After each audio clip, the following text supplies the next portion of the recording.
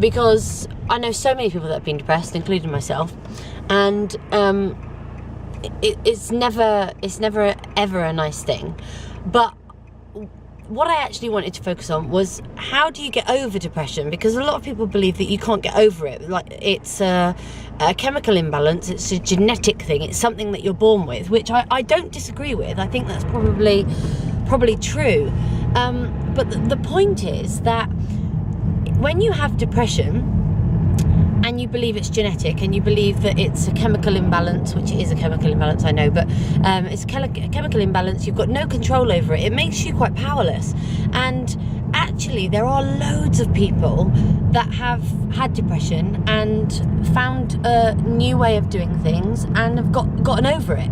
So think about what it actually means to be genetic. Sometimes genetic, it can actually be in your genes, and I don't mean the ones that you wear,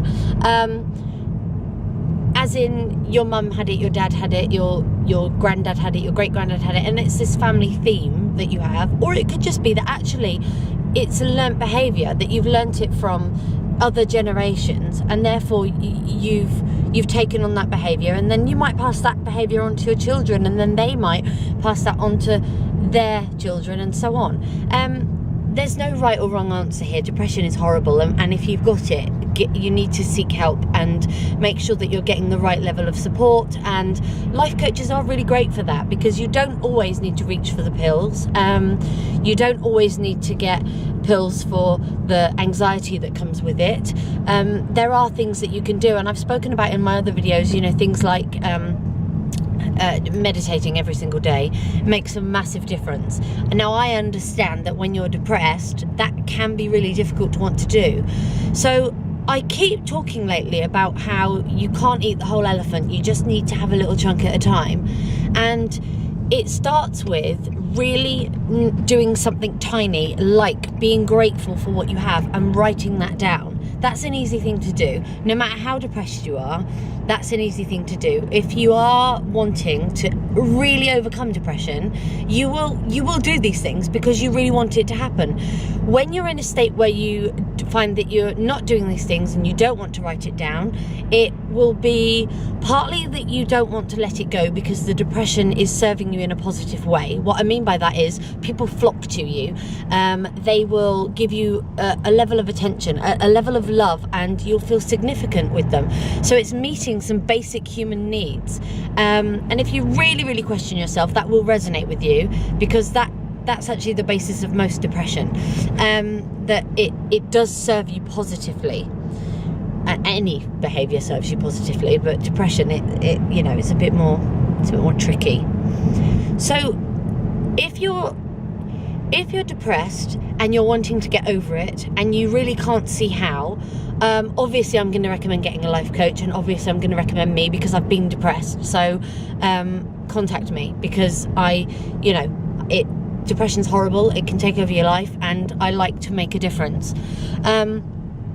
The other thing is start researching what it means to be depressed and to get over being depressed, because this genetic thing and the chemical imbalance comes from things like what you eat. You can actually, by putting the right fuel in your body and eating the right foods like leafy greens and as plant-based as you can possibly get, and if you don't know what that means, Google it. Getting to those foods, you're filling your body with these nutrients and your brain will respond. Couple that with depression and a little bit of exercise, you're more than halfway down the journey. The trick is keeping that going every single day, because you don't want to be on tablets for the rest of your life. You don't know what they're doing to you, and actually if you can get off them or avoid them, then you absolutely should, because they're not for everyone and they have so many side effects. So depression, it can take over you, but you can also take over it. So make sure that you get control, get in the driver's seat, seek help, talk to someone and understand that actually this isn't just the way you are. This is something that is going on right now, and it might be that your brain has been built that way through the experiences that you've had. I would really recommend, I don't care how intelligent or unintelligent you might think you are, I recommend reading about how the brain works, because you can actually, through meditation and eating correctly, shut down some of those genetic triggers. So if you've got a cancer gene in you, let's say, that's quite often a genetic factor, you can, not always, and I don't know that much about it, but it has been proven by some people that you can turn off that gene. It's when you do things like, for example, if you're a smoker, smoking triggers those genes to fire off. So you might come from a family that of smokers that have this genetic thing where they get cancer all of the time, and then the rest of the family, they decide to give up smoking and they ultimately don't get cancer. That's not always the case. It's really hit and miss, but it's about giving yourself the best possible chance. I'd like to know what it is that you do to get over depression, what you do when you're depressed. How do you get depressed? How do you do depression? I want you to tell me.